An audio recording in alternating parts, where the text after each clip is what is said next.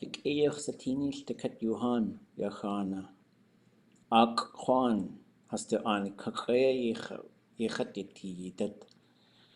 Ja, ak, chayach, aya wedu a schoen klein. A yich echat yeti. Te kleinach hat yeti, et zo ik kles aketich.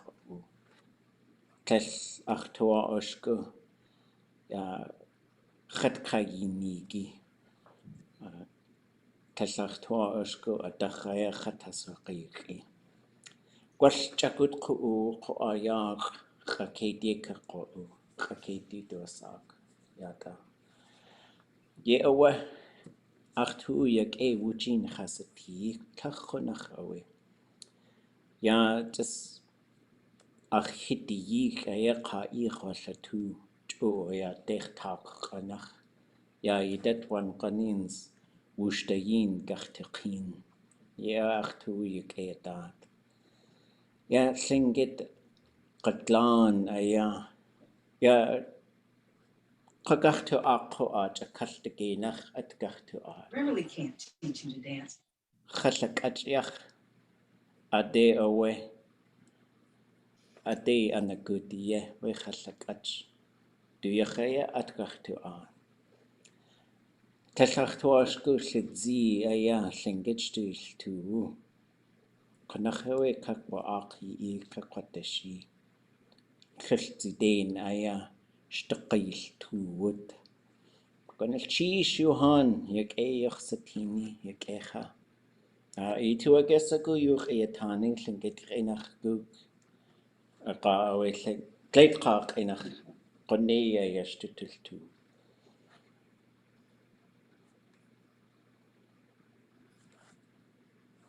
Yakek sitini Johan.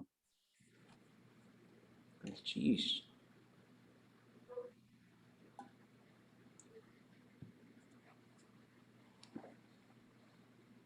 Wasayete Johan. Chushuko khatyagi. Koa. Johan.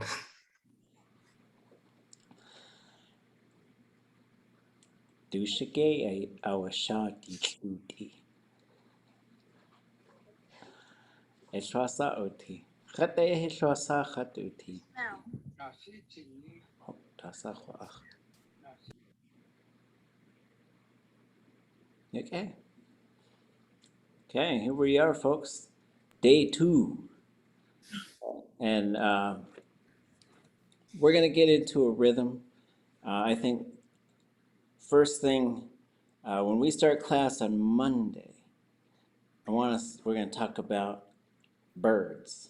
So just think of anything you might say about any kind of bird, flying bird, walking bird, bird you eat, bird you watch, bird you see, birds that fly to different places. Anything you could think of, that kolea that goes to Hawaii, like a real smart bird in the winter time. So that's Monday. We'll just start class, and just even if you got a single sentence, single word, and we'll just try and keep a conversation flowing and start getting ourselves into a rhythm of at least the first 30 minutes of class, just being in Tlingit. And then also always bring your questions if you got them. So if you want to say, how do I say they fly south? And how do I say, there's all these different words for feathers and the bird parts and stuff. My kids are doing birds in school, so it's kind of on my brain right now. So that's kind of the first thing. Next thing is welcome to fall semester. I'm in Egan 109, I think. So if anybody wants to come here and hang out, you can hang out. If you want to stay home, stay home. If I'm the only one in the room, I won't wear a mask, but I'm not trying to encourage y'all to stay away and just give me this room to myself. If folks are here, we'll all wear masks. It's all good. We could still hear Tlingit. I'm going to try and get these guys to sponsor the class. So like Under Armour does make a really nice mask that I think is easy to breathe in and that is a little less muffled. Some of them are really muffled and they got to do their job, but I think this one does a pretty good job. And it's also, my kid was teasing me. It came in the mail and she said, "Oh, you gonna work out in this? Are you gonna work out?" I was like, "What are you doing clowning me?" I was like, "Maybe I will." Working up the stairs, a little difficult. Um, oh, we should make commercials in Tlingit. We should make some short films this semester. Because the other thing we got to figure out this week and next week is what are we doing? What are we gonna do? And it's like one of those choose your own adventure books, you know.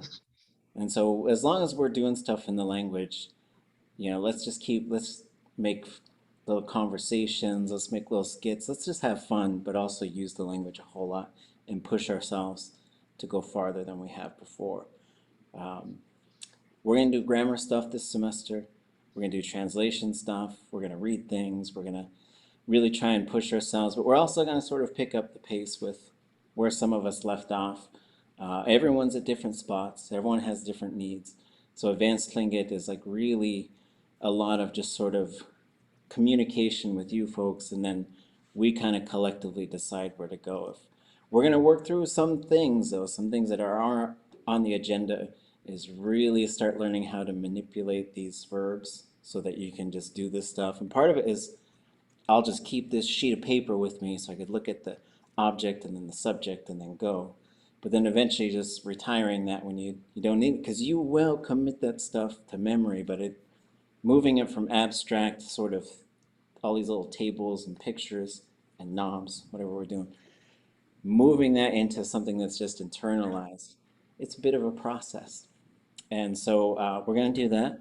We're going to learn how to make perfectives. We're going to learn how to make futures. Then we're going to learn how to start doing commands. And we're going to just smash through this stuff one thing at a time. We got this semester, next semester, and we're also just going to have a bunch of conversations. Uh, for a midterm, let's just show each other some great stuff that we did. For a final, let's just show ourselves, we're just doing language demonstrations. Same stuff we always do, but with higher expectations, deeper language, more complex stuff. But I like the idea of short films or presentations or little conversation skits. We got a lot that we can do, and it's our thing, so we can do whatever we want. Kind of. Don't tell them that, though, whoever they are. Questions, thoughts, things you want to talk about? Question. Yake hatiyadi, yake hatigudi. Johan, wasayete. It seems like there might be another way to say everybody. Shlikat Johan Yihan, or another word for everybody. Shlikat Johan wasa Is it yiyeti. yiyati? Yiyeti. Yiyeti. Yiyati. Okay. Some of those plurals I get really stuck on, like that. Yeah, and same with like I'm here, we are here. It's like sort of like what we're going to work on this semester too is just once you see that verb, either just hear it or just look at the theme or look at how it's being written, you should be able to say, okay, that's an object pronoun. I changed the object pronoun. And now I could say, I need it. So you could say, I need water. Hin etinech chatyati. And once you hear the chat, you're like, object. Hin etinech hayati. We need water. Hin etinech iyati. You need water. Hin etinech yiyati. Y'all need water. Hin etinech yati. They need water. Hin etinech chasyati. They plural need water. Hin etinech chayati. People need water. So you'll learn how to shift, and it's kind of like seems like a lot, but then you get it to this list, and like you only got like what 7 things that you could choose from, and then it's just a matter of learning how to cycle through those things. But it takes time. Thank you. I knew I was saying it the wrong way earlier when I was asking everybody, how are you? But I figured I'd just say it. Anything. I was wondering why everyone got so quiet. You should get our shati food. Did the cat grab your tongue? It's okay. I was just teasing. We're just having fun. We're just getting started too. Ak jiwu, tlel ak ji. Weidu, Tlingit. I was looking in the hard book and I found a chart and it made sense to me. Yes. In the positive form, we include the where it's at, but in the negative, you don't. And it's that suffix, the T goes to a DU. I'm just thrilled with my discovery today. So with English, to have something is a verb, right? Have, don't have, will have, won't have. And that's how you know it's a verb. You can start putting will, won't, do, doesn't. You could put all those things around it. But the have part doesn't really change. So in Tlingit, having something is not a verb. So ji wu, that wu, should not really be associated with verbs. It's a suffix, and that means is there. Yadu, weidu, shkunu, jiwu, all of those have the wu on there, gusu. And so, but that's a verbless thing in Tlingit that just says, yeah, it is there. That's all it really says. Yaduchat, I am here. I don't know why you would ever say that. I guess you're a ghost, or maybe you're throwing your voice or something. I'm not here. But if you wanted to say that, you could. Maybe you're just checked out. You know. So that's, and it's a tricky thing. That's one that I consistently say kesh ach ji wu, and I know I shouldn't. Every time I say it, I was like, why did I do the wu? But it's because English treats that like a verb, and Tlingit, it is absolutely not a verb. But you can make it into a verb. So if ach ji wu is I have, kesh ach ji I don't have, how would you say I will have $5? Somebody help me out. Jin Dana um Kok oh no Jiwu. So now we have to change the G whoop. We can't use G whoop anymore. That only works is, isn't. So now we have to make it a verb. Akji? No. Ach G or ach G, whichever one we want to use. Akji Now is. what's the verb going to be? And it's got to be in the future form now, right? And this is just the stuff, we got to think a little extra about it until we start to just smash it out a little bit. Anybody?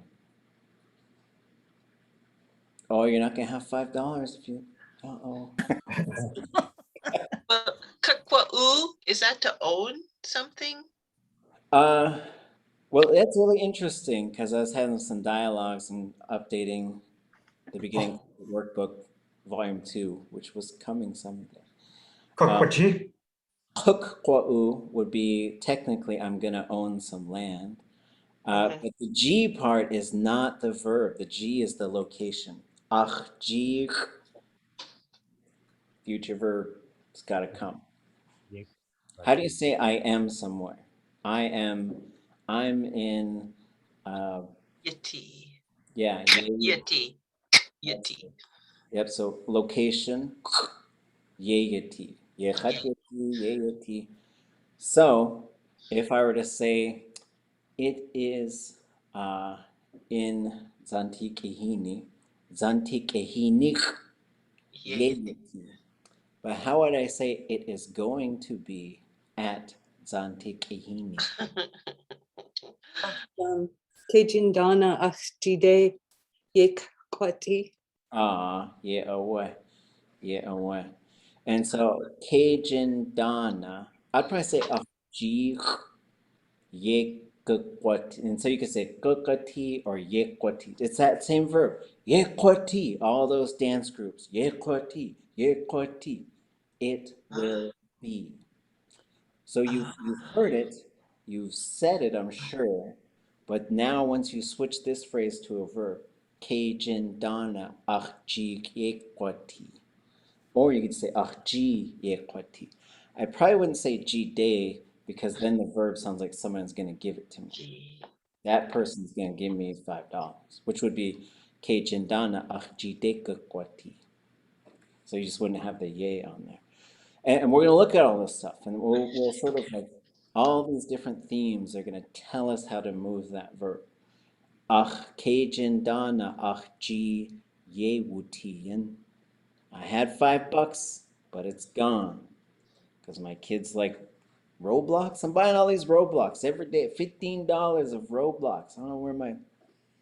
I'm pretty sure I was just saying this in the last class.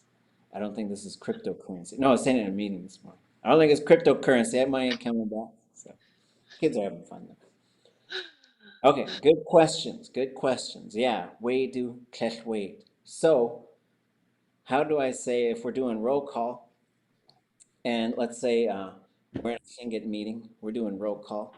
Somebody wasn't paying attention, but they called their name, and if I want to say, he's right there, or she's there, they are there. Yeah, yeah. How do I say that? They are there. Ye. Singular. We do, huh? We do huh. We do huh. But if we're doing roll call and they gone, they're not showing up, how do I want to say they're not here? Keshyat. Keshyat. You could use keshyat.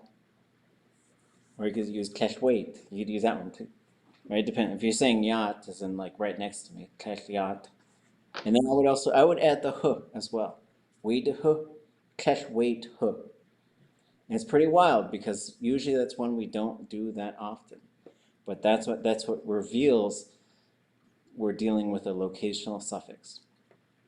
Nasa way to hach, huh, Way do huh. way Right? to huh. Okay. Right?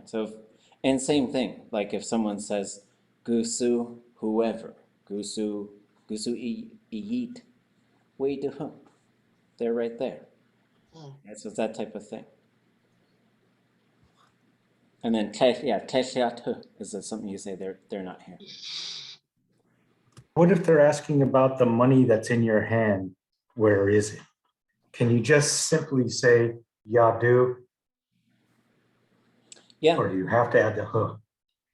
Well, no, the huh would be for a person. So yadu ah. Yeah, yadu widana. Yeah, yadu here it is. Or you just say yadu. Yeah. And you could also say jiwu. I've got it. And it doesn't have to be in your hand. Okay, good stuff. Good stuff.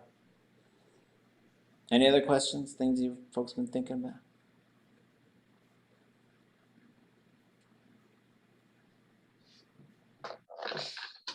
Is there another word for flying rather than yandakin? I know I've heard it one time Joe say something that was like when you're going on a jet and flying. Oh, well, you just say wuddaqin. It's a verb that can move around. So you say, I flew, would. So you could say, wuddaqin. And then you say, I am flying, yankhadaqin. I will fly, kakadaqin. So it is the daqin verb is what I typically expect. Even if you're flying together, you're still in the same plane. Because that's flying is one, if you're talking about like these 3 birds that flew away, then you would switch to a different verb. So if they're talking about birds and stuff flying, like they say, these 3 birds flew that way. Way do huskautli. So it switches to that verb, kautli. Hmm. So that might be one that's a good one for your bird talk on Monday. Yeech. The Hajj has a little variation on that one. He says hitch. Oh, say it again. It's hard to hear you. He says hitch, the verb root, multiple birds. Hish, is that H-I-L? H-I-C-H. Oh, really? Okay. Yeah, I don't think I've heard that one. Is that for one thing to fly or? Like Shedehini awak, Shedehini hasne hijit awak wasitin. Okay. How? And sheesh, yeah. Cowardly each is how I've always heard it, but yeah, maybe there's another verb there too. Maybe just a variation on it. Yeah, yeah, it certainly could be. And then that could certainly could go short too. You could say, At Yaskanashich. They're flying around right now. Okay. Sheesh. Definitely the first time I've ever translated Cheech and Chong and Tlingit in the chat there.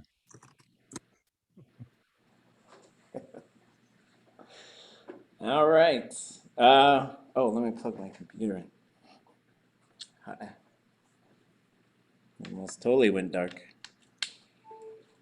Okay. So let's take a look at some of these sentences in the book Ha'atai. This will be a good thing to just get us going. They're pretty straightforward sentences, but I think sometimes they got some things that maybe some of us haven't seen before, and then we'll just have a conversation. So what I'd like is for someone to read, I'd like everybody to read. Just read us, Well, let me show you what we're looking at. Sorry.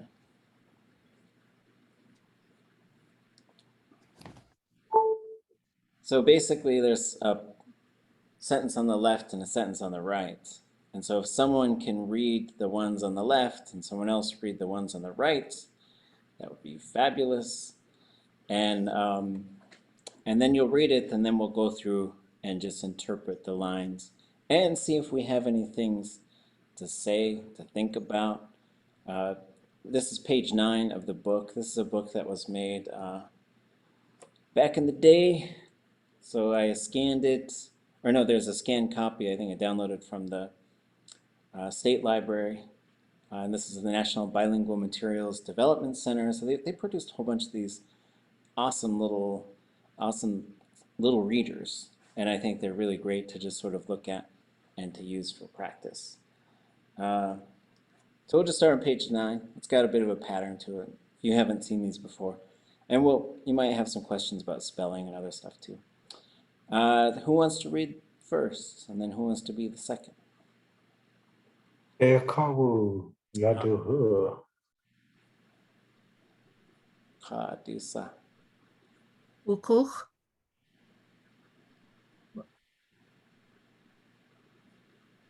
You doing it? Oh, I don't think we started yet. Oh, it's like, okay. But Well, we'll go ahead then. okay. Look, we got person 1 and 2. Rusu John. Wuku. Astek Akwe Wukuch.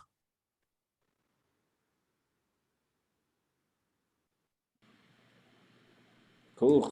I thought it was off mute. Kejin Slake Slinik K Ausayik. Goodness, cheesh. Okay. Okay, and let's go through the lines. Okay. Gusu John. Where is John? Yeah, oh, Wukuch. Yeah, he's out on the boat.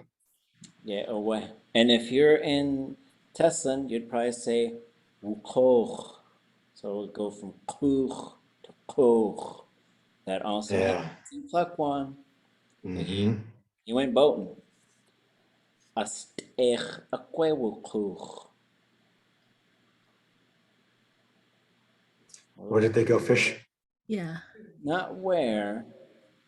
We Oh, will. did they go fishing? Yes. Did they go? Yeah. Yes. Yeah. So the structure here is there's a certain set of nouns that you can use here. Jiné, Atlech, Astech, Achun. They went to do that thing. And those nouns do not require de or dach. You just say Astech wukuch, went fishing. But then if you add the akwe, it's turning it into a yes or no question. Akwe, right? So Atlech akwe wukuch, did they go dancing? Ashka akwe wukuch, did they go gambling? Were they having fun? In this case, did they go fishing? 5.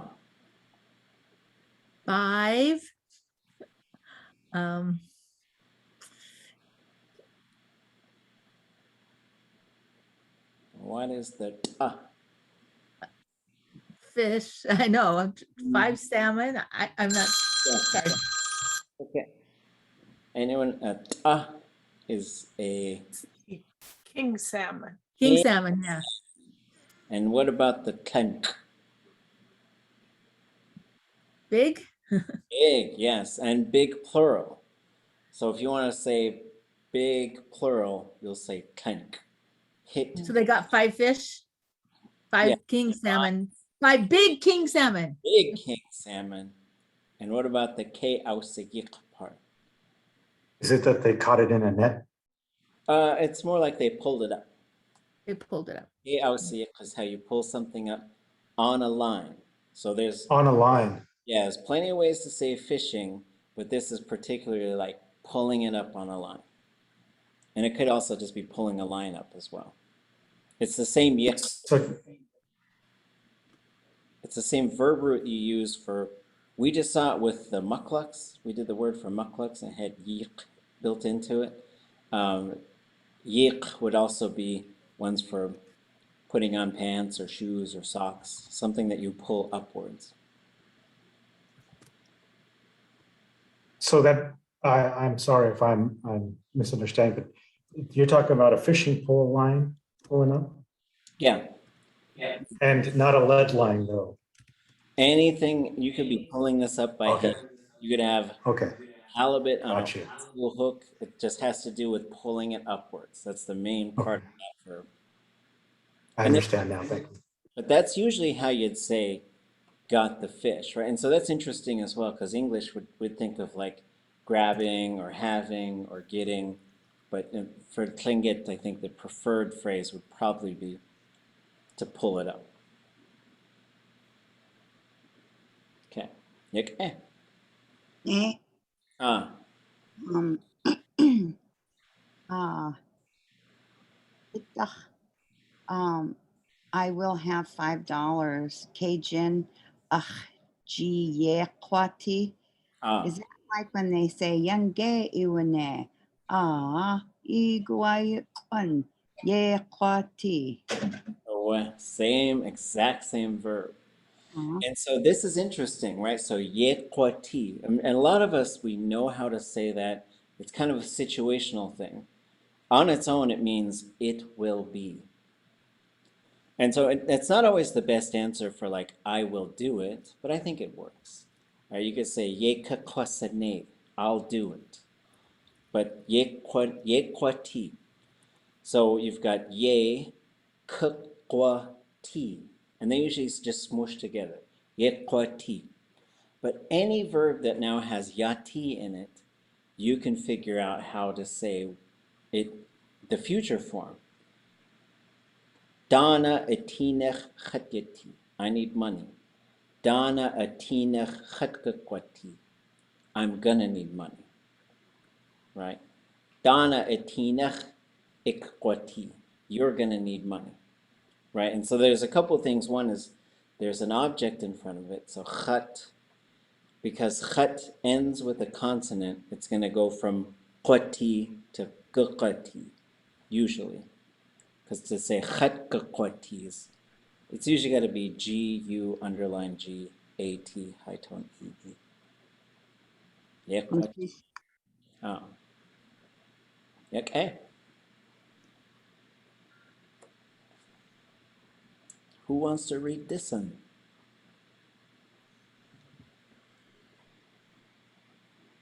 David. Okay. Oh, we need a second reader. Cook. Someone jump in.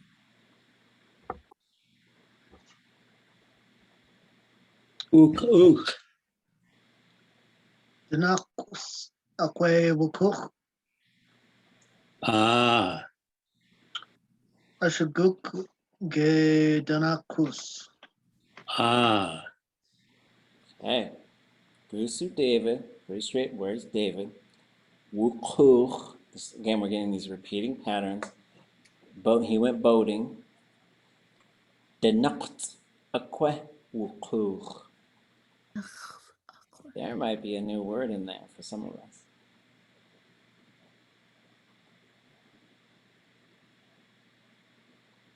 Is danakus halibut? It has to do with halibut. Commercial fishing? Not quite, but it would probably, it might work. It's not the word for like if you're fishing with halibut. Those, what were they called? The old style halibut hooks. Yeah, how, Yes, this verb originally was fishing with halibut hooks. So how we get there, no is the halibut hook. Danaq is baiting it. That's baiting the hook. Is the verb root is octopus, I think. But danaqt, there's a couple of things that go on in here. One is you've got this S apostrophe suffix. There's a number of repetitive suffixes for verbs. This one means to do something the same way in a series of times. Like sewing is a really good example. That's why you'll hear people say daqays, and it gets this S on it. And that means it's got some sort of repeating pattern. That's what it has to do. And so you'll see this pop up on a few different verbs. So in this case, it's saying baiting these hooks. You bait this, set it, bait it, set it. So right now, this would be the verb to use for setting a halibut skate. It all has to do with the series of hooks that you're baiting to pull up some halibut. oh, so I asked that question last year because we didn't know what to call skates. So now you're saying halibut hook is the same thing as the skates now today? Yeah, I think we could probably call it something like danaqti. So like a rope for halibut fishing. Oh, okay. Nach is the name of the halibut hook, but Nach. danaq is nowadays halibut fishing with a series of hooks. That's all. It's really what it has to do. It's like baiting it in a series is really what the verb is saying, but it's talking about halibut fishing. Would it be incorrect if you said Danox? Lost my voice for saying Danox. Yeah, so I would probably say danaqt. So it would have the low tone I at the end, because basically, if we remember all the rules for putting a relational suffix onto something, which sometimes we call the possessive suffix, right? It's an I, but sometimes it's a U. Sometimes it's a YI, sometimes it's a WU, right? To say like hit, hitti, right? So that same set of rules, there's this thing you could put on the end of a verb, which is usually the letter I, sometimes it's a U, and it means it turns the verb into an adjective. So it means it's this type of thing. Like yak-a is good. Yak-a-yi-at, a good thing. Chitzin, chitzini-ka, strong person. Right, so that's you throw that I. The big difference with it is it's always low tone. So in this case, you could say danaqti at, a thing for fishing halibut. Good questions. Dasa Tlingit halibut hook. Ch is No. nach, N-A underline X. High toned A, regular X, W. Goodness cheese. Nach. Wasn't getting Nach. Goodness cheese. So then we get the next, well, it says yes twice. We'll just skip those. Ashakuk ke danaqt.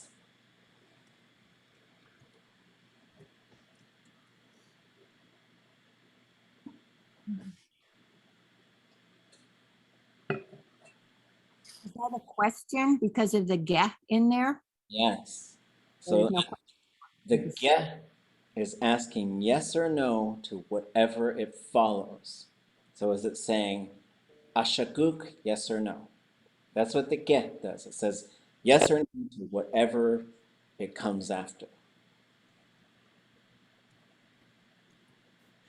What is ashaguk? Does he know how? Does he know how to halibut? Does he know how to halibut fish? So this ashaguk geh, and you could have any kind of verb. Now you're asking, do they know how to do that? And that ashaguk is different than ausaku, right? Like I could know all about cars, and I could tell you that the chesaku would be like, I could tell you about this car, or baseball, I could tell you this baseball player, and when they pitch, you got to hold it like this, and when you bat, you got to do this. But ashaguk would be, I know how to do the thing.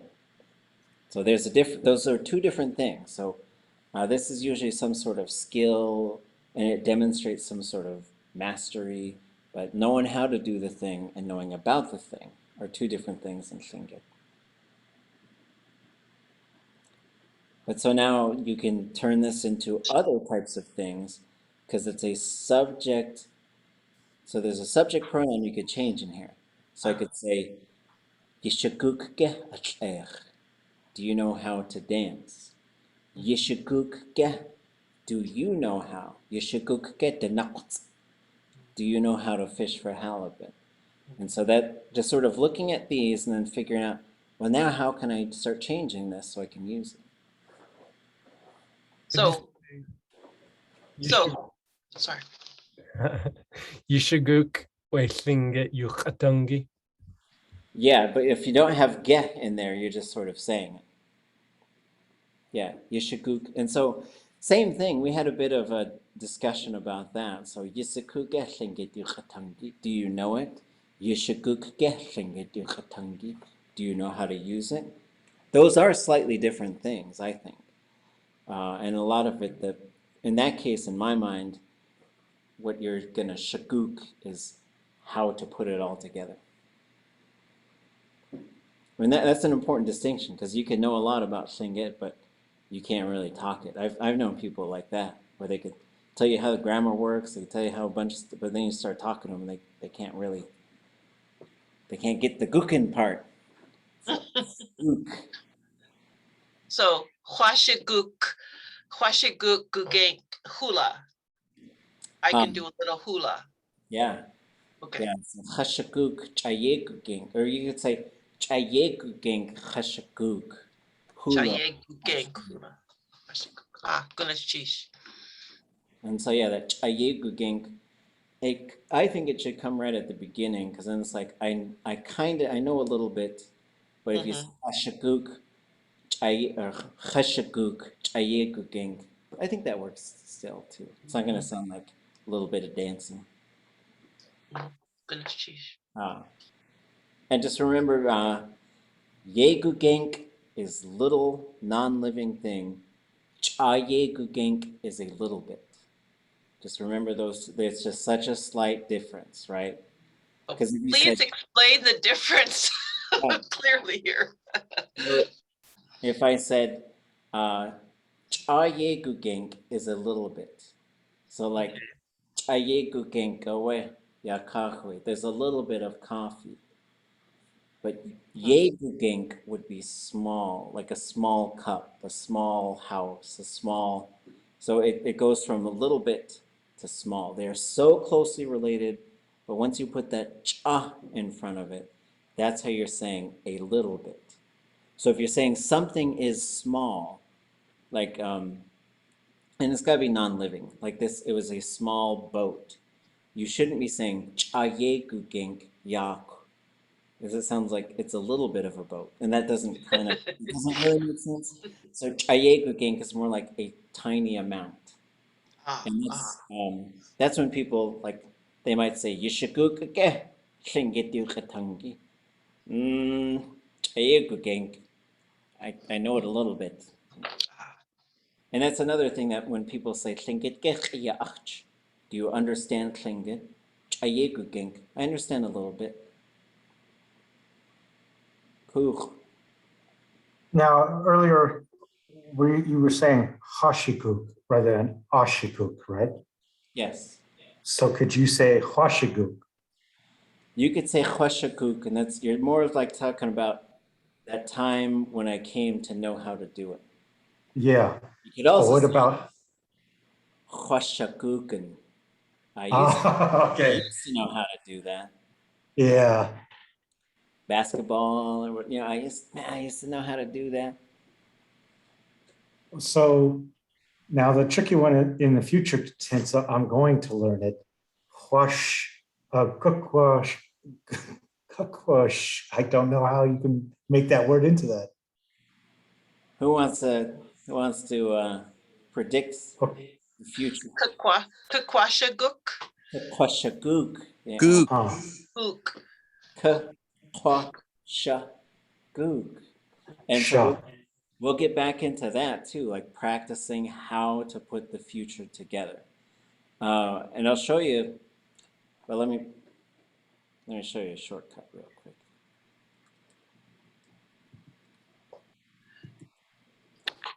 I'm probably going to extract a few pages from this and maybe just sort of kind of recreate it into a separate table. I'll show you what I'm talking about. So this is the Verbal Structure Handbook from Zeosh, James Crippen, and it's got these big tables in here. Don't worry about this one, sorry. I was demonstrating how to move some complicated stuff. If you go through, we start right here, and we look at the bottom of this table, and it says, all we gotta look at here is perfective. This is showing you what a perfective, what the prefix will be. Here it is. Chwaseku, I know it, right? Chwagut, I walked. Chwasetin, I see it or saw it. This capital C is telling you that is a consonant. Chwase, chwadze, chwadle, chwashe, chwadde, all of them would be right there. You change that consonant and you still have it. Once you learn how to sort of use this table, you can look stuff up fairly quickly while you're learning how to put them together. It's another one of those things, just keep looking it up until you figure out, either you see those pieces and you remember what happens when you put them together, or you just sort of memorize that particular thing. So, so you say kwasa CI is a consonant. What's the difference between the CI, CAC? Yes, really good question. So this CI is going to be positive perfectives. Okay. Hwaseku. This one is usually going to be negatives. Klesh, hwa, sa, ku. So if you're going to have klesh, you should be looking at the CA one. Okay. Really good questions. This next category says if there's only a consonant, there's no vowel in the classifier. This one doesn't have it listed, but klesh. So ausiku, they know it. How do I say they don't know it? Klef Osaku? No. It's not ausa, right? Wasaku. Awusku. Awusku. But you're getting this right here. Wusku. So what these charts don't show you is the object. So in that case, there's an object there. And so that's why you have awusku. So the reason I brought this up, so the perfective is the first table. These are on page 32. This is the Verbal Structure Handbook by James Crippen. I will make another table that maybe just has a little bit more space in between the things. This shows you what the little parts are that are in there. But if we look at the next page, the next table is showing us ga, ka. This is the future. Okay? And so, how was I going to say I'm going to know it? Kakwasha goog. It's right there. You can say kakwasha, kukasha. Some of them you have options on how to say it, right? And so, for example, you could say, where is it? It's right here. You could say kuka or kukwa. It's very you'll hear kukwa as well. That W sometimes will jump to the other side. But this shows you, and so for figuring out how to say futures, you look here and you say, oh, you. So then I go here, kakishakuk. You are going to master it. But this it's a bit of sort of like looking for it on here, going over here, knowing what the classifier will be. But these charts are there to sort of give you the quick answer while you're starting to memorize these things. Because eventually you will memorize all of these and when to pick which one.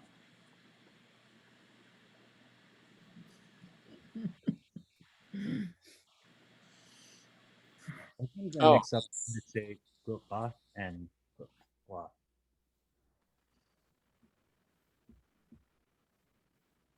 so yeah, Sometimes I mix up in the future when to say kuka and kukwa. yeah, for like a third person Yeah. or just generally. Yeah. Does it have something to do with, there's a vowel that comes before that sound? Yeah, so Or if some vowel, like you'd say, so you could say adach kuka, adach kukakut. They are going to come out of there. But if you're going to say towards it, I'd say adequakut. So the vowel before it causes it to contract. I'm going to zoom way in on this. A G with a vowel. When you knock that vowel out, it goes to a K. Just in the same way, if with the possessive, if you have something that ends with a K, kuk, and you put a vowel on the end, kuku. This shows you there's sliding that goes back and forth between the K and the G. And that actually they're probably almost the same sound. There's a vowel on the other end, so it's got to change a little bit. Just like that, there will be times where the underlined G, qa, if you knock out the vowel, it'll usually go to ch. So that goes sort of a different route. Jumping all over the place here, sorry. Okay. Back to the reading. No big deal.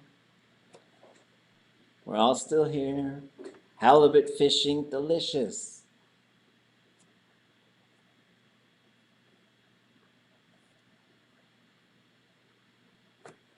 Two more readers. Then maybe we'll jump in and we'll do something a little different. It'll be the last one. But we'll come back and we'll do these on Monday as well.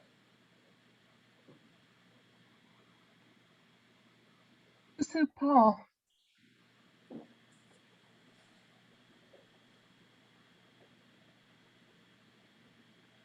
Inyeruhu. Kasiye atene. Sak as ewu. Asa agaksani. Aguksak hook. Okay, gonna cheesh. Okay, we know Gusu Paul, no big deal. What about Hin Yikuhu?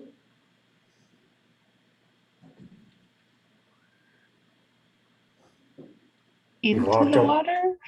Kusha? In the water, but in then the water over there. not really over there. You walked into the water over there, or he walked into the water. So let's take the off of it. What do we got for Hin Yik? Inside. Mm-hmm. In the water, Shallow. but it's shallow, right? So these are really interesting things, right? Because Tlingit, you can totally place someone in pretty exact positions because we're ocean people, right? We got to know, are they near the ocean, in the shallows, in the deep? way on the bottom. We gotta know this stuff, right? So chayach would be at the edge of the. So let's go hin yach. They're near the water.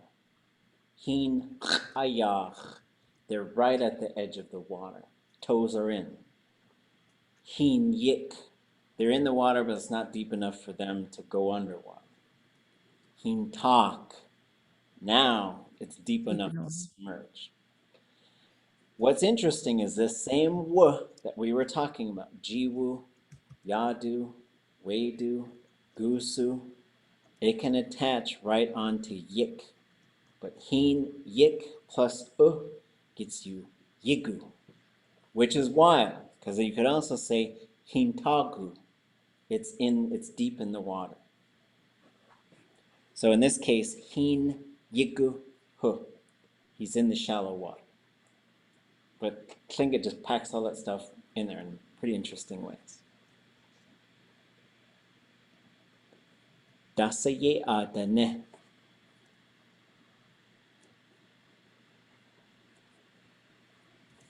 What are they doing? Yeah, what is he doing? What's he working on?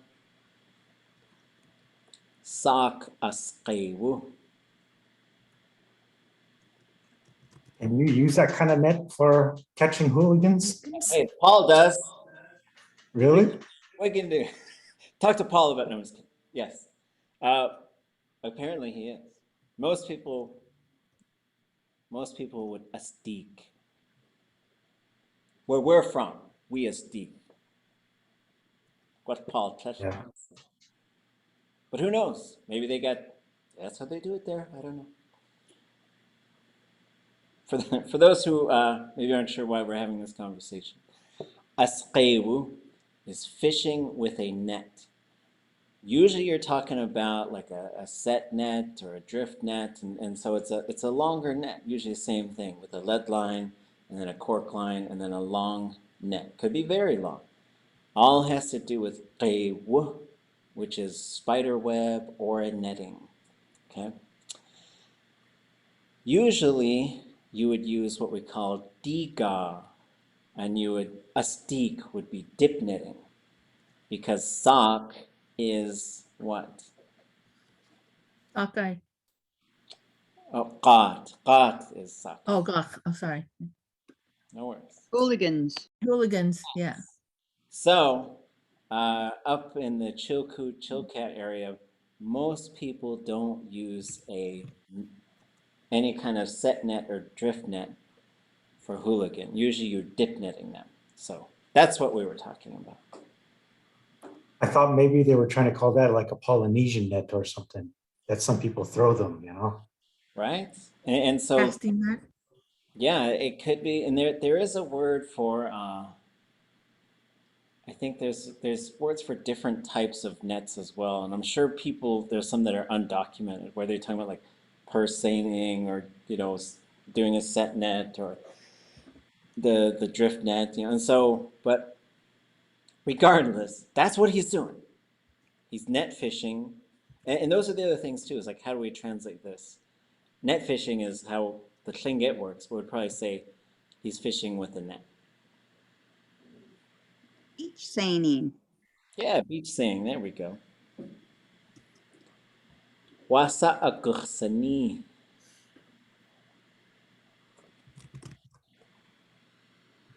What's he going to make? Or, yeah, something like that. Maybe not make, but yeah. Do with it or something? What's he gonna do? Wasa akursani. And you could also say, what's he gonna do to it in the context of the conversation? Because this sani, which is sane, this is the doing verb.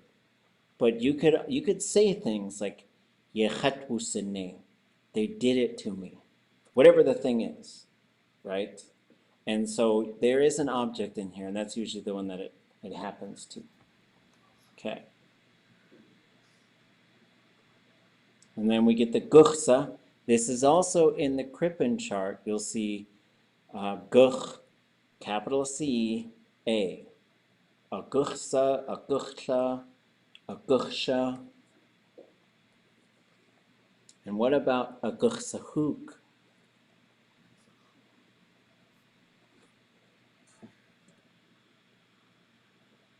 Dry it. He's going to dry them. Yeah, he's gonna dry them. Now it's pretty common that this would be the verb, but you're gonna find different people use these things in different ways. There are other verbs. We're talking about smoking fish.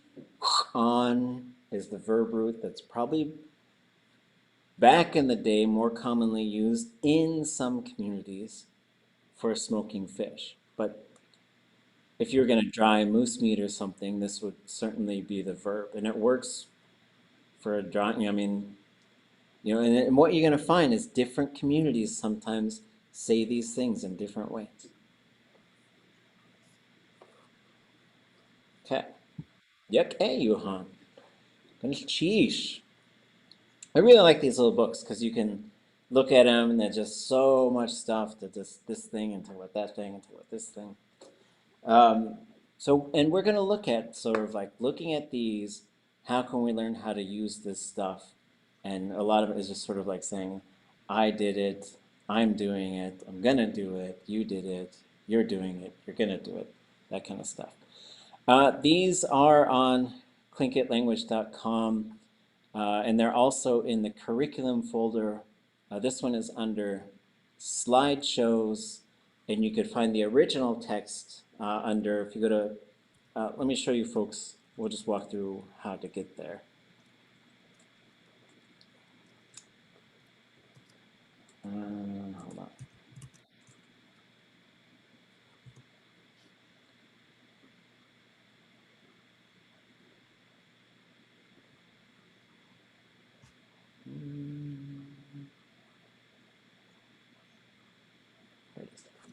So on tlingitlanguage.com, if you go to resources, I think, let me see, where's it at?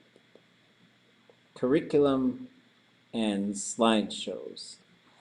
So this is where I try to keep links to all the slideshows I use to teach Tlingit. Use them however you want.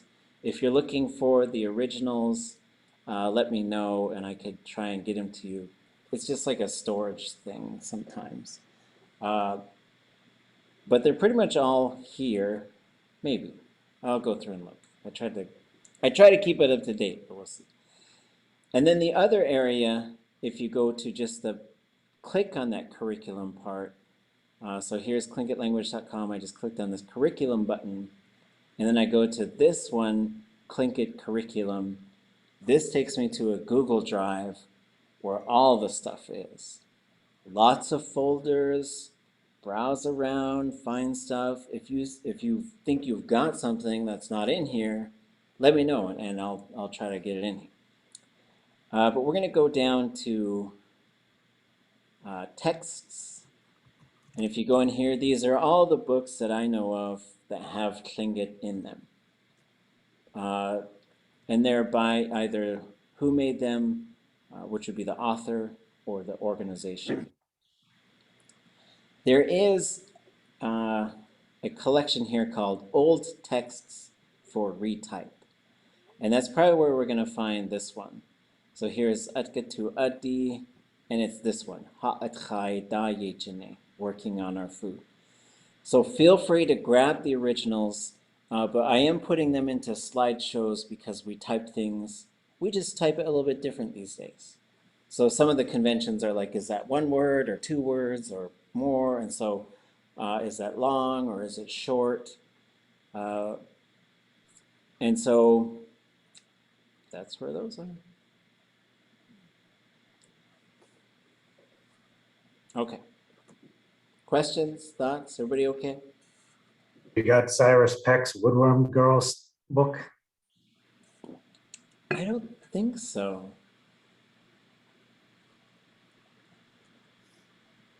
Well, I'd love to try to work on that. I'd love to try to work on it though. Does anybody know where we could find that one? Yarrow had a copy of it. Oh, really?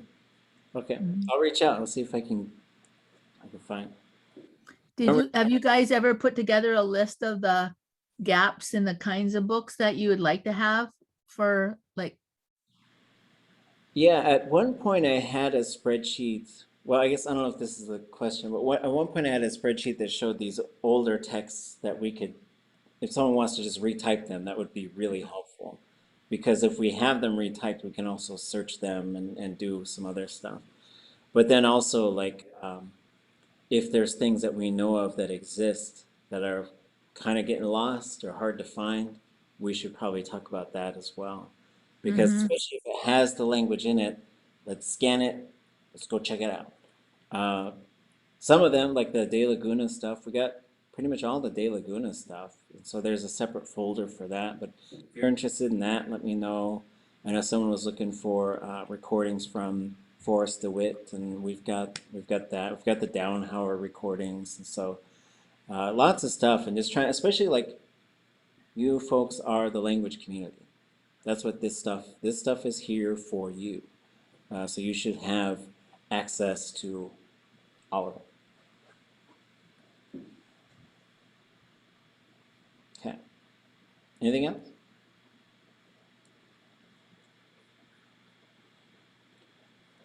So maybe we'll start here to start sort of reflecting on grammar. I don't know if this is the best picture. I just thought it was funny because I'd say the Tlingit verb is fine. It's not scary. It's just a big monster. And I used to say that, and just jokingly, I found a picture of somebody who looks really scared, just because I think it's funny, but I also recognize that grammar can be kind of scary, and that things just start doing all kinds of crazy, wild stuff. Your brain. You're gonna try, you're gonna succeed. Our language is getting stronger. As Jiné said, you improve it by using the Tlingit language. So some of this stuff is like trying to unlock some things. You just gotta keep using the language by putting yourself around it, continuing to try and say things. Find those spots that you have trouble, and let's bring them here so we can figure out how to unlock it. This thing because of that thing, this thing and then that thing. A lot of those linking things are stuff that we're going to work on this semester. But also just, how's this thing work? How does a verb work in Tlingit? So these are your main parts. A preverb, the object, the thematic, the conjugation, the subject, the classifier, the stem. Those, and then you could have a postverb as well. It's pretty rare, but that's where nooch would come in, or new gene, or things like that. The preverb, sometimes there's going to be something in there like yay, or ya, or k. Sometimes there'll be something in there like yay, with the high tone. Sometimes there'll be directional things, ade, adach, kech ade, things like that. The object is who the verb happens to. That's usually what it is. To whom does the verb happen? That's the me, the you, the them, those types of things. The thematic is putting a noun onto the verb. Sh, ka, ya, sha. Usually those go directly to some specific type of meaning.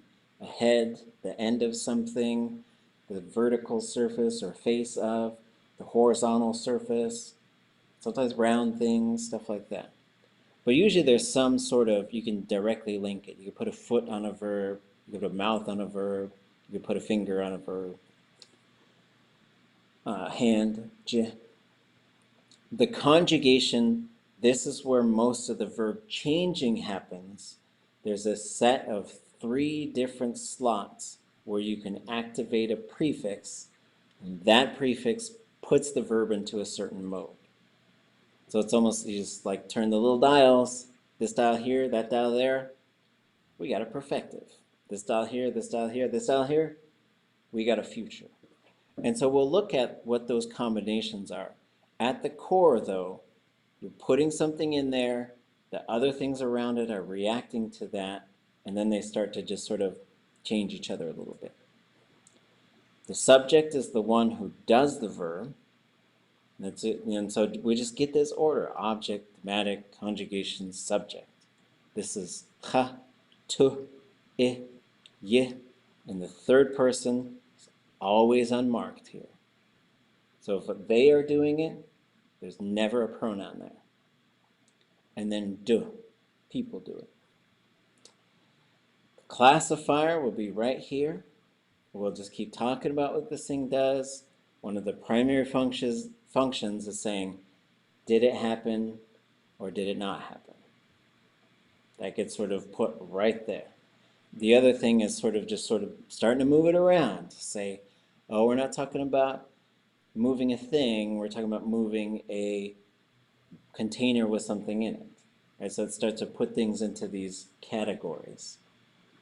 Then you have the stem, which contains the root, which has meaning, tea, teen, gook, ku, those types of things. Those all have meaning associated with it. Then you have stem variation, which is saying the vowel will be long and high, long and low, or short and high. Teen, teen, tin. You will kakishaguk. You'll predict which one it's going to be. It might be kekakishaguk. Okay.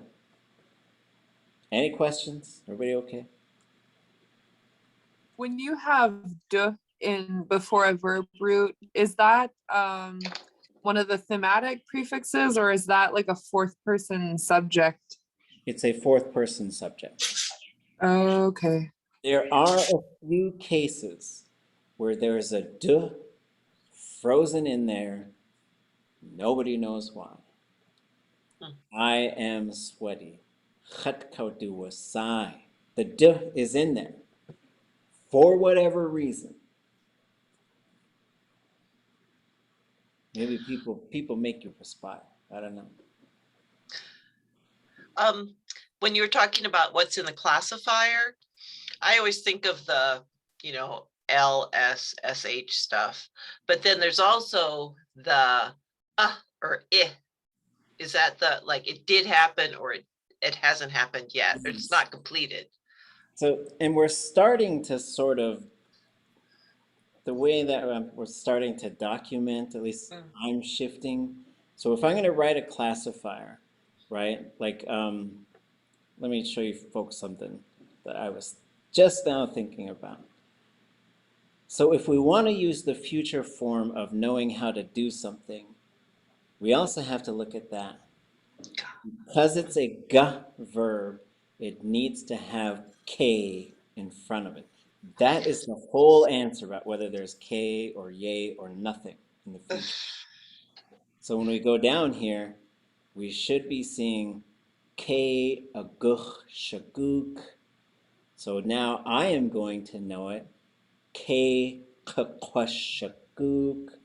You are going to know how to do it. K, in this case, kekishaguk. Okay. If I were to write this classifier now, I would write CL parentheses SH, end parentheses. What that tells you, there's the classifier, it's an SH classifier.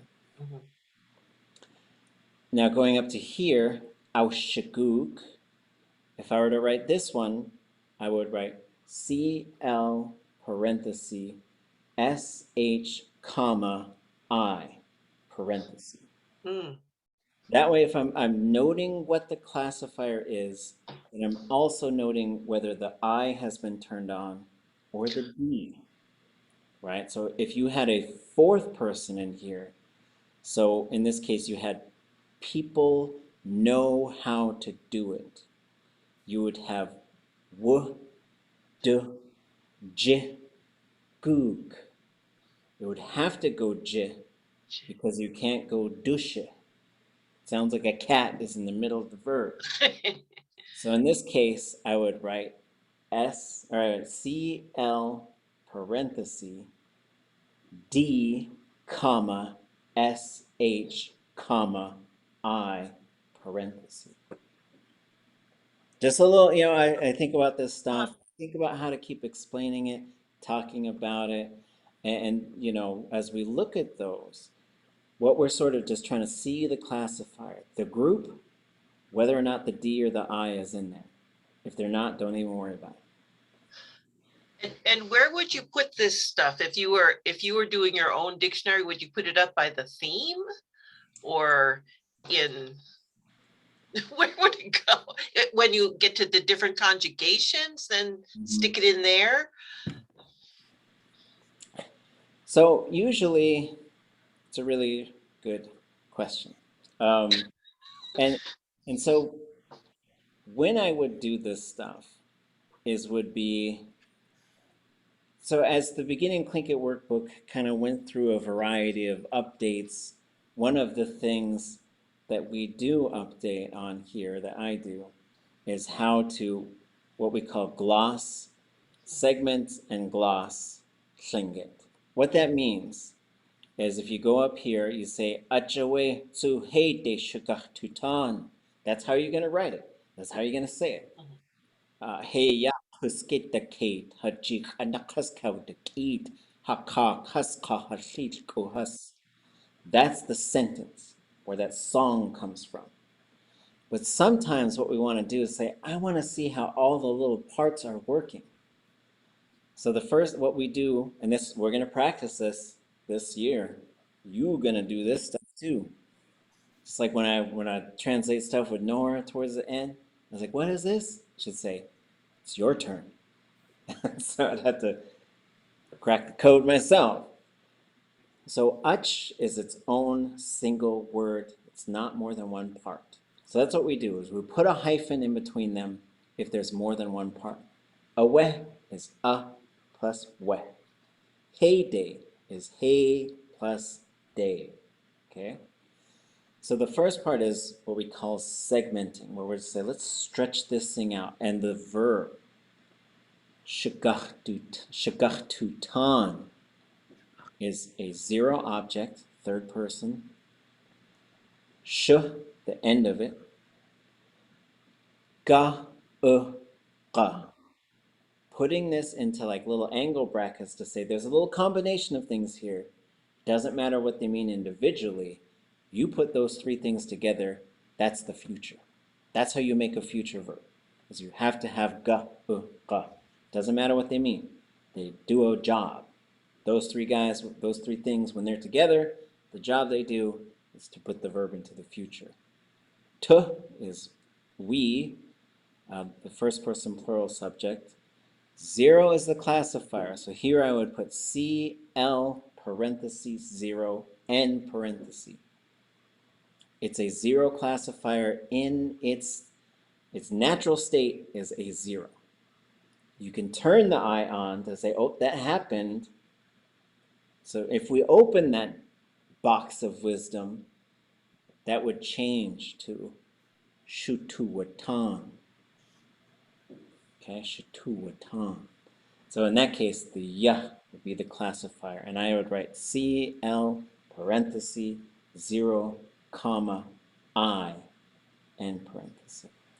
So I keep thinking about this stuff just because, like, how do we just sort of make this stuff more obvious, more clear, so as we're going into it. As a beginner, when you're looking at the classifier, I think you're like, okay, I don't know. I'm just trying to figure out how to say Dana achji, right? I'm just trying to learn this, I'm trying to make this sound. So I think we touch on it.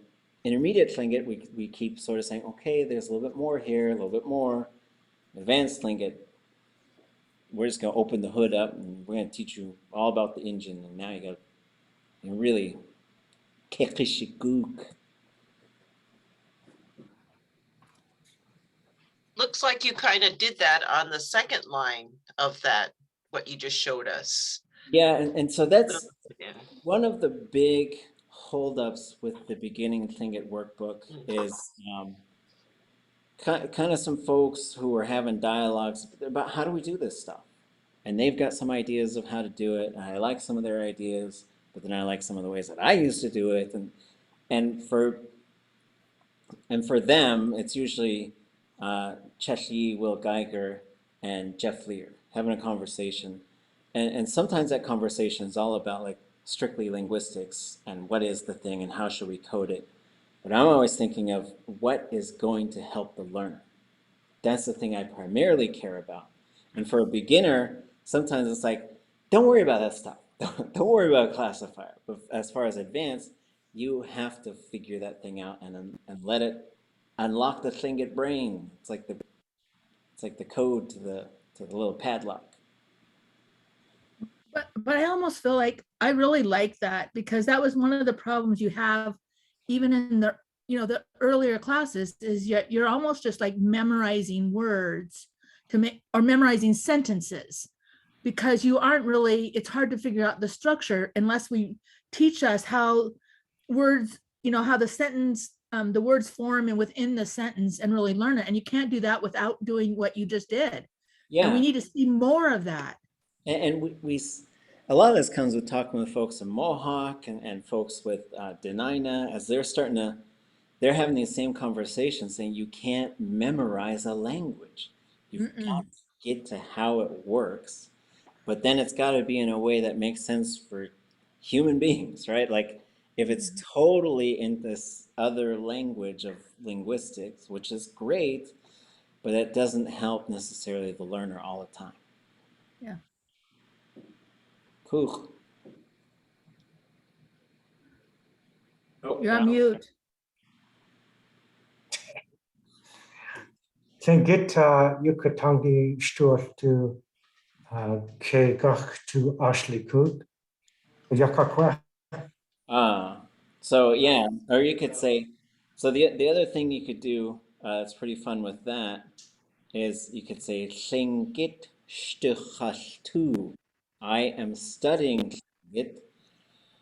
You could put a comma there and say cake koshakuk, or you put a period. You can put a period there. Two separate sentences. Tlingit shtuchashtu. Kekushaguk. This K is going to run right into the kekushaguk part. The other thing, if you wanted to get real fancy, is you could go right here to the hortative. This is a gachshaguk. So there's a little trick that we're going to do, and you're going to learn how to do this stuff. But to say, let me know how to do it. Gachshaguk. We're going to jump over to something real quick here.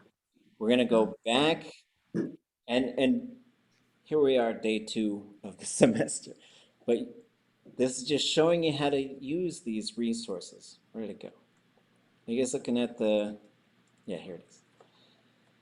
So going back to these tables that Zeus has made for us, this one's the future. We scroll down.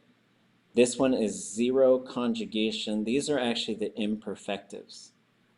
A little bit more complicated. Chacha, tucha, icha, yicha, ducha. They are all right there, right? But we're not going to look at that right now. These are commands, right? For a lot of these are commands for na. Nata. That's right there. But then it's a little bit more complicated than that for a few other things. We're going to go down. Here's ga or qa. And then here's ga. And then here's 0 plus qa. This is for a whole bunch of hortatives. If you want to learn how to make hortatives, you got to have the conjugation prefix plus qa. Qatucha. Let's eat. You have to, there's a few things you need to know about the verb, but that's how that one would work. Okay? You could say neshqatua'at. Let's go into the house. Or you'd probably say hityiqatua'at. Let's go into the house.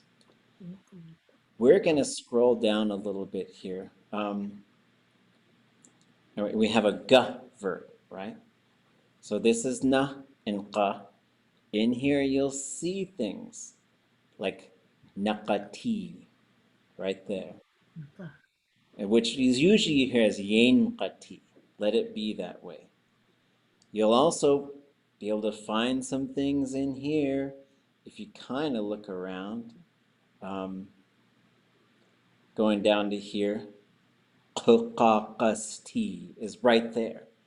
You'll learn how to sort of spot it, but in order to put these hortatives together, the reason we want a hortative is we have gachtu, or it'd be right here, gachtu shaguk, let us know it. And here you'd have gakasha. That's how you're going to put the hortative together. Let me master it. Gakashaguk. And that's because there's some advanced stuff. If you want to say Tlingit ashtu gakashagugut. I am studying Tlingit so that I can master it. See. Oh, go ahead. Oh, I was just saying, I was attempting like kekak to clock. They're gonna win. I was trying to say they are going to speak Tlingit Yucatan or Tlingit language. Yeah. Yake. That's the same thing then, huh? Yeah. Like the last thing you said. Yeah. So, whether it's this thing, period, future thing, I am studying, I am going to master it, which sometimes you want to say for you're giving yourself an affirmation, right? Because sometimes people got to do that. Say, I am going to get to the top of that mountain. But sometimes you're giving yourself a boost. But then sometimes you're saying, doing this so this other thing can happen. And we're going to unlock all that stuff this year. But we'll take little steps. We're just getting started. So do not panic. Nobody panic.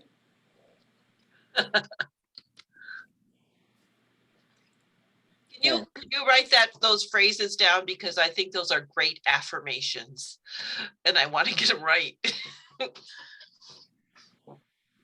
Let's see. What were they again? So you could say Tlingit. I'm studying Tlingit so that I can master it. So here's the first one, Tlingit. Let me change a couple things on here. Tlingit shtuchaltu. And then you can have another one that says,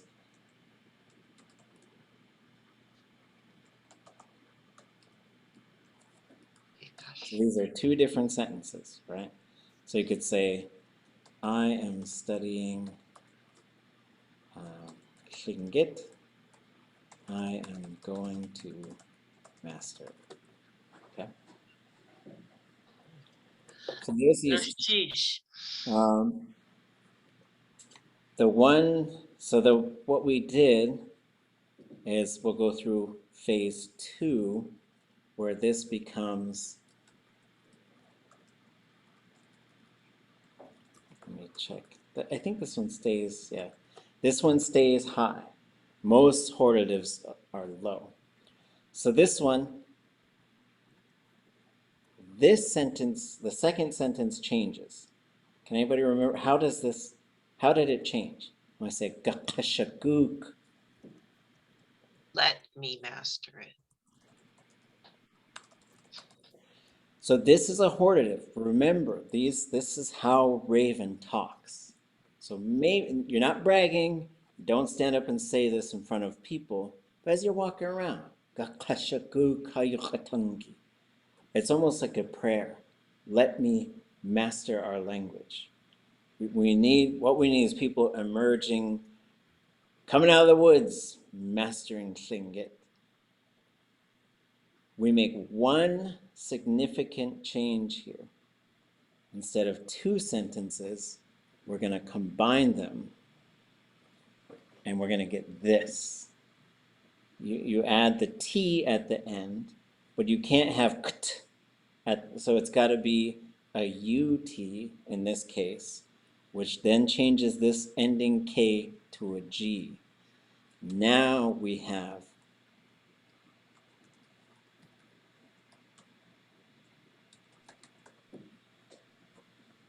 this is how we tie the purpose. We call it purposive, but the formula is you look up the hortative form and you add a T at the end, right? That's what you're going to do. But then if you look up the hortative and it's in the third person, you can use some other things while you sort of remember. We're learning how to put these modes together. We haven't done the hortative. We haven't done the command form as far as like really intensively studying them.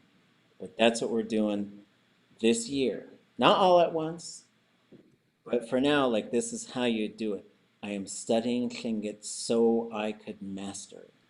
This is how you tie two things together. This thing, so this other thing could happen.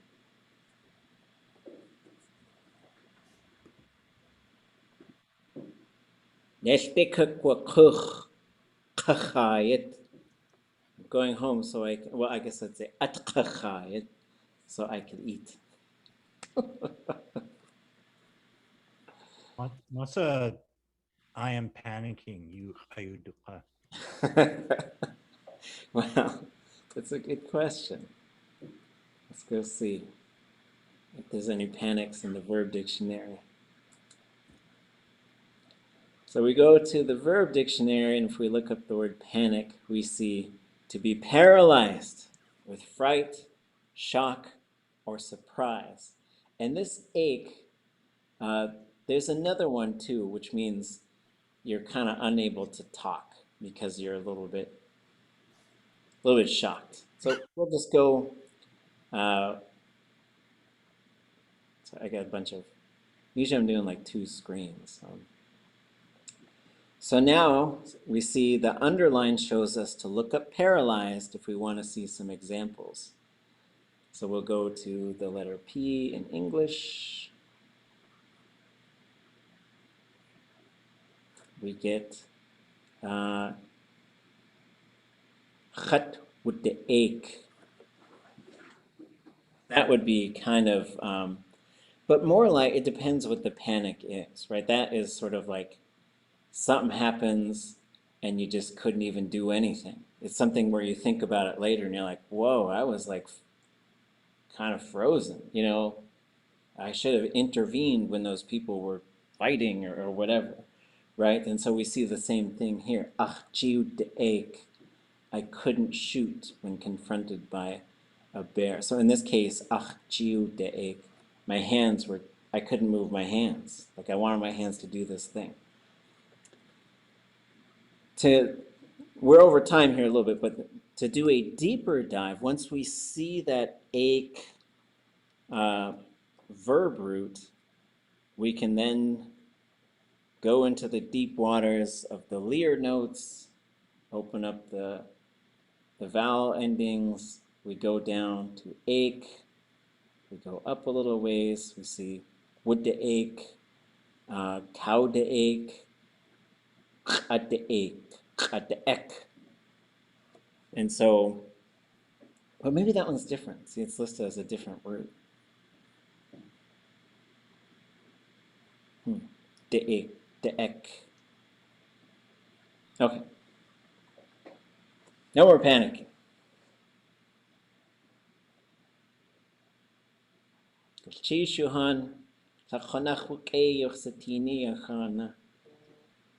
Don't worry. We're just going to keep doing this stuff a little bit at a time, and we're going to start doing the walkthroughs of stuff. This verb monster thing, we're going to just start looking at it and say, okay, let's start changing the object. Let's start changing the subject. And you know what? You don't have to put the big verb modes together yet. You don't. What you need to focus on now, did, didn't, is, isn't, will, won't. Focus on those 6. Those are the magic 6 to unlock so much talking. Because a lot of the talking that we do is like, this happened, this didn't happen, this is happening, this didn't happen, this isn't happening, this will happen, this won't happen. That gets you really far. Oh, and we didn't do the study group. Times and days that could work. The Zoom link is the same link, but basically last year we had a study group that was rolling. I think it was Tuesdays and Thursdays at 4, something like that. And there could be multiple times, but basically there was a Zoom link dedicated for language study. It's just, no one has to be the host, but folks do need to set up times to go. The other thing we'll look at on Monday is using Basecamp. Last year we started using Basecamp as a way for us to communicate with each other. And that way we could say, anybody want to get together and study hortatives? Right? And so those are the things that we'll work on. So we have a noon to 1 p.m. I'm not sure what day of the week we're looking at. I could do any day of the week except Fridays, I think. I could do Thursday. Okay. Oh.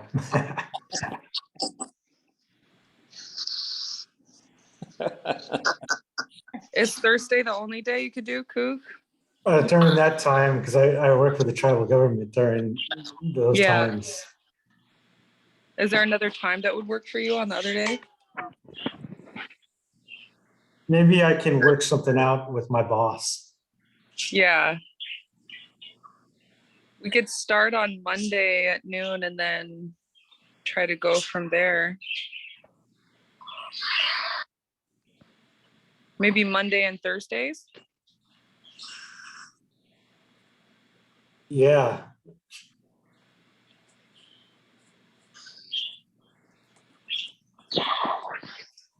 Do we have a email list for this class?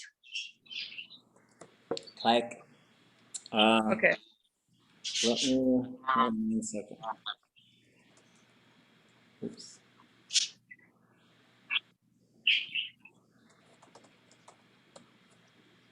Oh, we're gonna look at these other sentences too. We'll look at the sentences that Shkuyesh put together on Monday.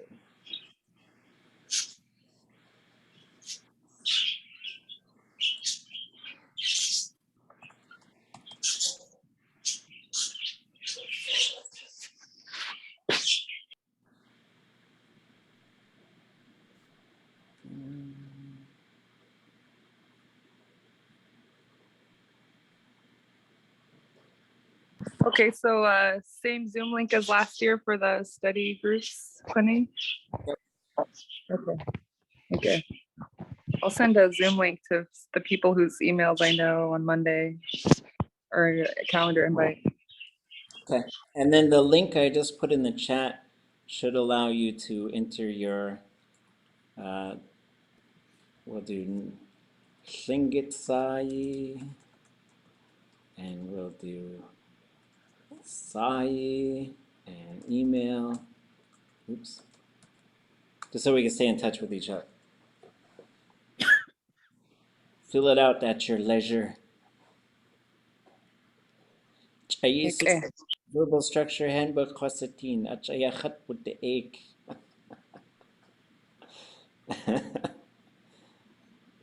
Kikwa kwan yihan. Kikok the clock. Sliding into the DMs. Do DMs itu dish kakwaja cleat. Oh, okay. The cleat is you're sliding like an animal though. That's one where most people would, what is it? Kaushachit, I think. Is that right? Yusikuge? If you look, it's actually under, oh, well, we'll look at it. But yeah, I was using, because I remember I was making a board game for Sorry. I was trying to make Ishan, like the board game Sorry. And I had Nachit for slide, and Kashchit, I think was what the elders said. But you could slide like a land otter sliding down a hill or something. DMC today, Juni, could that work like that? I used to eat Juni tin. I remember people used to say that. Juni 10. In your dreams. All right. Yak Johan Gunchish. So Monday and Thursday, I think 12 to 1 is a study group. We can always make more too if people have other things that work in their schedule. We'll figure it out as we go along. Monday we'll try out the base camp. We'll take a look at the sentences that Shkuyet and Anyat Lahash and Shakao Ish put together. I think they're great. They're a lot of fun. Then we'll keep moving through this verb monster thing, and that's going to lead us into these other activities about starting to just really put the pieces together ourselves. Okay. Okay. Goodness. Goodness, cheese. Goodness cheese. Cheese. Goodness, Goodness cheese. Goodness cheese, Johan.